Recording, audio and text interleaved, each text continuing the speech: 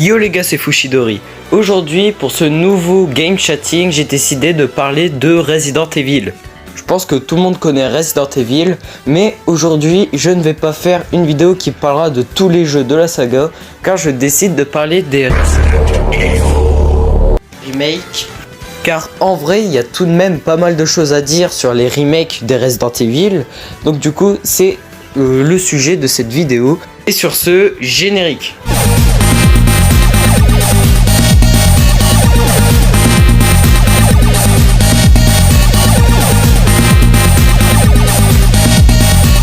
Alors peut-être que très peu de gens le savent, mais le premier Resident Evil a eu le droit à un remake, qui s'appelle tout simplement Resident Evil. Sorti en 2002 sur GameCube, puis ensuite il a été porté seulement en digital sur PS3, puis avec une compilation qui s'appelle la Origin Collection sur PS4, qui comprend le remake et le Resident Evil 0. Mais je vais pas en parler dans cette vidéo car le 0 n'a pas eu le droit à un remake. Dans ce jeu, nous contrôlons Chris Redfield ou Jill Valentine. Si vous choisissez Chris, c'est équivalent au niveau difficile du jeu car vous avez moins de place dans votre inventaire alors que Jill, elle en a un peu plus. Alors que le groupe se faisait attaquer par des chiens infectés, il se retrouve dans un manoir avec aussi Barry Burton qui est un autre membre des Stars. Et pendant que le groupe explore le manoir, il rencontre des armes biologiques, comme par exemple des zombies ou des tyrans. Et ces armes biologiques sont faites par la Umbrella Corporation.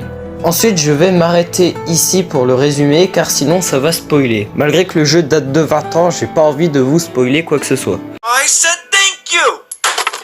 Thank you! Déjà, c'est toujours vu caméra fixe comme l'opus sur PS1. Le plus gros changement en termes de gameplay, c'est niveau maniabilité, c'est plus accessible que sur PS1 car sur PS1 on jouait avec les croix directionnelles et vraiment je trouve que c'est extrêmement chaud. Après surtout la grande force de ce remake, c'est les graphismes qui sont vraiment grave beaux, même encore aujourd'hui je les trouve assez beaux à voir. Et aussi les cinématiques qui ont été refaits et vraiment que c'est un peu plus cohérent que sur PS1.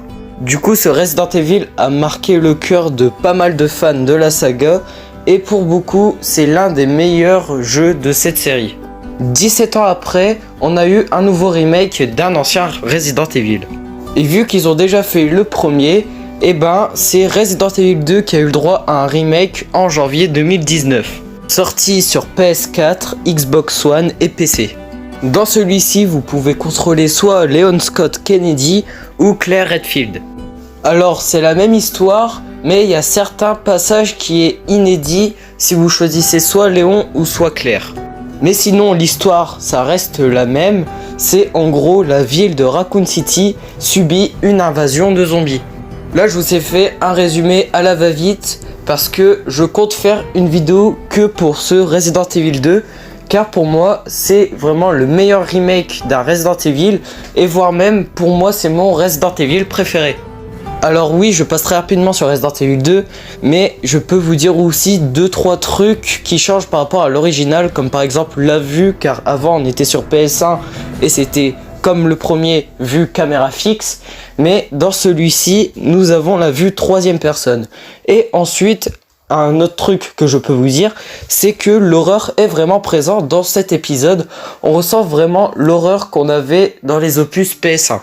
Et si on compare avec le dernier Resident Evil, donc Resident Evil 8 Village, je trouve que Resident Evil 2 fait beaucoup plus peur que ce Resident Evil car je trouve que le 7 et le 8, le 7 il faisait quand même assez peur mais le 8 j'ai l'impression qu'ils avaient un peu abandonné l'horreur, mis à part quelques moments, pour être vraiment dans de l'action.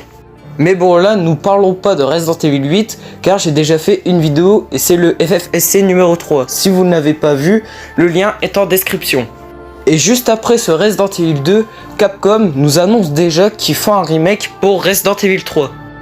Et quand même, les joueurs, ils ont été assez surpris car juste après Resident Evil 2 Remake, quelques mois après, ils ont annoncé un remake pour Resident Evil 3. Du coup, Resident Evil 3 Remake sort en avril 2020.